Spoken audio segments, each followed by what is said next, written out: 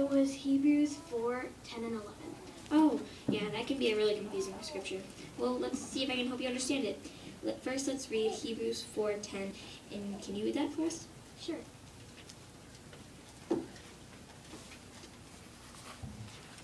For the man that has entered into God's rest has also himself rested from his own works, just as God did from his own. Okay, well, let's see if I can chop it up a bit. What does it mean when someone takes a rest from their works? When they take a break, probably. Right, so when do you think God worked?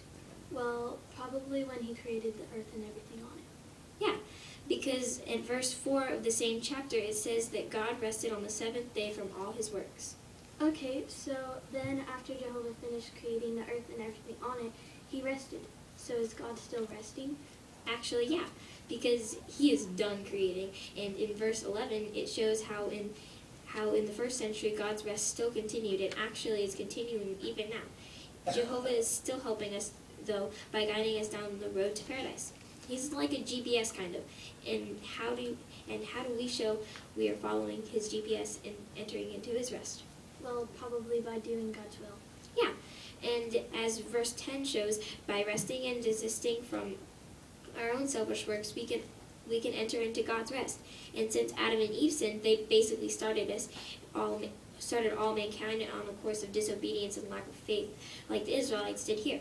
And so mankind in general has not entered God's rest. But if we follow Jehovah like we would a GPS, we can head down the road leading to paradise. Really, all people want to be on the road of God's rest, but aren't willing to sacrifice their time and effort to do it. They'll be really sorry later if they don't change. But how can we make sure we have entered into God's rest? Well, verse 11 of Hebrews 4, it says here, "Let us therefore do our utmost to enter into that rest, for fear anyone should fall in the same pattern of disobedience." Okay, and so this verse pretty much closes the deal. So entering into God's rest means that we are obedient and faithful to God instead of doing our own things for our own selfish reasons, like Adam and Eve and these disobedient Israelites. This doesn't mean that we earn God's approval by our obedience.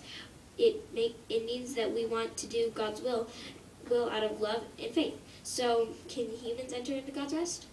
Of course, we can enter God's rest by choosing to desist from our own selfish works and showing him that we love him by always being obedient and faithful to him. Yeah. Okay, thanks, Holly. That makes sense to me now. Anytime. I'll see you Sunday. Yep.